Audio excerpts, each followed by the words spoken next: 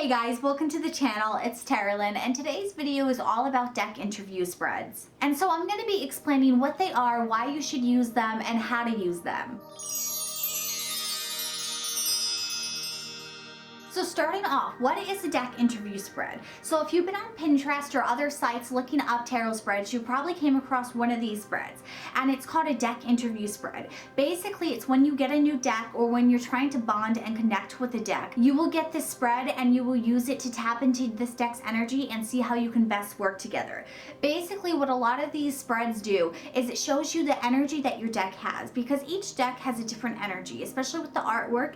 It influences the way they read. That's why certain cards are best for love spreads, certain ones are best for career readings. And that's because decks all have different personalities. They all have their different preferences for what they read and what style they are. And you'll also find out that certain decks are more honest, they're more blunt, and other decks are more softer, they're gentler with their approach. And all tarot decks are going to end up giving you the answer you need, but it's just the way that they do it is going to be different. It's going to have a different personality. Just like when you go to your friends for advice, you're going to have your friends all tell you the honest truth, but you have some friends that know how to say it in a nicer way versus other friends that are straight to the point. Sometimes can be a little bit mean, but you know that they say it with love. So you're still getting your answer at the end of the day, but it's just different how they do it. And so a deck interview spread is kind of showing you the insight of that deck, what it's best used for, where its skills are going to be heightened, that you're really going to be utilizing it in the way that it's meant for, and that it can work best with your energy. And the reason why this is good for you to use is because when you're bonding with a deck, you're still trying to figure out its energy, you're still trying to get to know it, and this will help give you insight into that. It's kind of like when you meet someone new and you're trying to figure out their vibe to see if you guys are going to get along or if you're going to butt heads. That's what you're doing with your deck. You're going to see if this is a deck that you are on the exact same page with, or is this going to be a deck that you have to overcome some personal challenges? Is it going to make you do some shadow work? And then in turn, are you going to learn lessons from it? And so this is going to give you a better understanding of it and a better approach when it comes to doing your readings.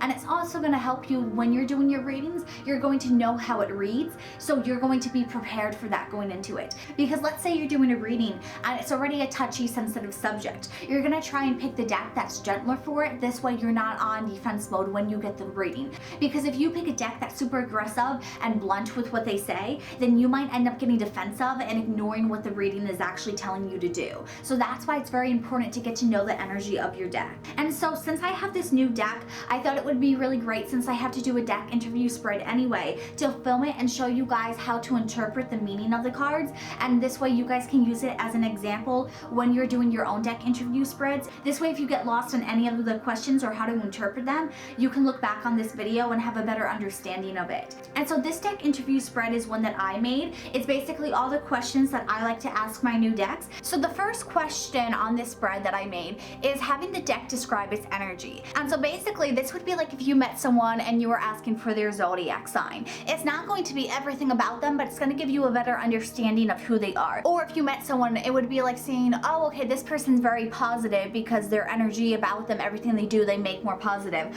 Or this person is very angry, everything was turned negative and twisted. And so you would have a broad understanding of them, but there's still more to learn about them. This is kind of like an oversimplification of them. And so this is going to be like the main energy of the deck, but it's still like an oversimplification of it. It's not describing everything to you.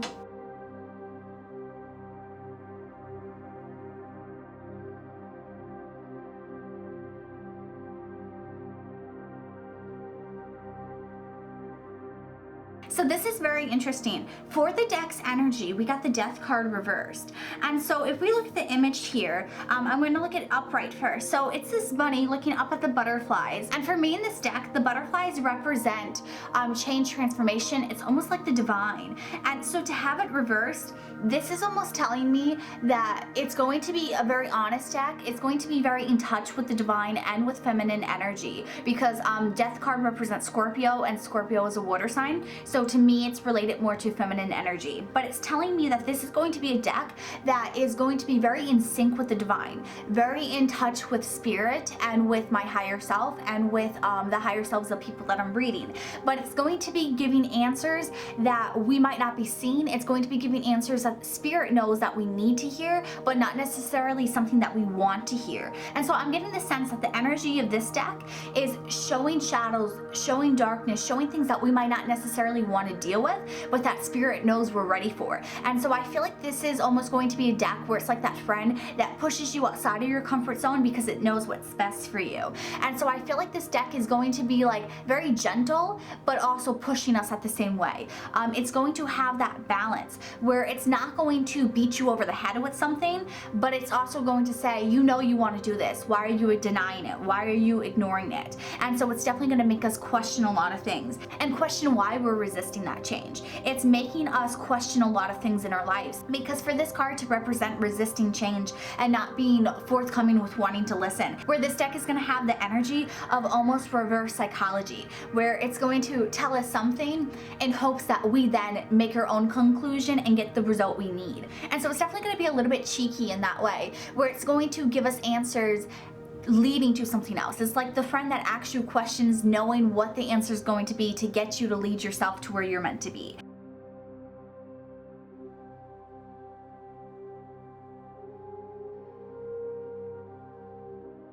So we have the Magician for what the strengths are, and this is actually very fitting because as I was shuffling, I was realizing that it didn't want to just give me one card. It wanted to like keep all the cards together or like send me like 20 of them. And so for it to be the Magician, this is exactly what I was picking up in my head. It basically is saying that it's all strengths, like everything that it wants to do. It's a magician, it's a chameleon, it can do whatever it wants to do. A strength is every single type of reading.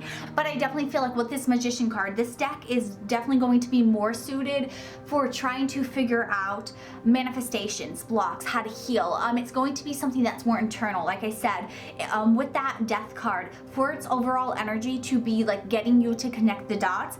This is definitely going to be a deck that does better when it's trying to get you to work on yourself, to acknowledge things with yourself. I'm definitely intrigued to use this deck for shadow work because I feel like it would be really good with that. I also want to say that I do this with all my decks, and I go in and I make sure that all the cards are completely separate. So for instance, when I first shuffle with the deck, I know that if I get a 5 of Wands and a 6 of Wands next to one another, I know that I had taken them out of that placement where that is actually spirit trying to put those cards next to one another, because I don't ever want to have cards that just like stay stuck to one another. So I go in and make sure everything's mixed up. So for us to have 2 major arcana so far, it's definitely telling me that this is definitely in touch with spirit and is going to have very powerful messages. So very interesting that we got the 6 of Cups for the weakness, because I don't read the back of the deck energy as I pull individually for these cards. I do when I do an overall reading, but since we're just going card by card here, I haven't really been paying much attention to it. But I did see that this was the back of the deck energy when we pulled the Magician card. And so that's very interesting that this is the deck's weakness, because when I was doing the flip through of this deck, this was the one card that I had the most trouble with figuring out how I was going to read this and what the energy of this card was, because it's so different than the traditional artwork for the 6 of Cups. I'm wondering if it has to do with my own combined energy and that there's something I'm missing from this card. I'm also getting the sense that this is not really a deck that wants to be used to do past, present, and future readings. I feel like this doesn't really want to be one that's telling you the future. It wants to be more of a guidance type deck where it's showing you what blocks you have to learn in order to enhance your future. And so I feel like this is the type of deck that would rather be used for what's a block from the past, how is it affecting my present, and how do I heal it to prevent it from affecting me in the future. But I don't think it just wants to be like, okay, this is what's going to happen, and wants to give more answers than that, especially because it is combined with the divine. I think it really does want to be guidance. It doesn't want to be telling you what your future is. I'm also sensing that with this being the 6 of Cups, that the weakness is going to say that if it's anything where I'm not in a good emotional balanced place, I shouldn't be reading with this deck, because it's going to be in tune with my emotions, and that if I'm biased with something, that's going to come out, and it doesn't want me to see a card and twist it to form what I want it to. And I feel like this is saying that the energy of this deck is something that I could twist if I'm not in the right headspace to do a reading.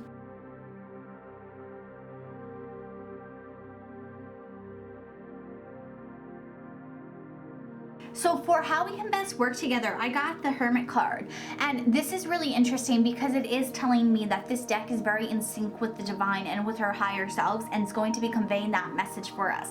And so how it can best work with me is because I'm the one seeking guidance, I'm the one asking for the answers, and it's going to illuminate the path.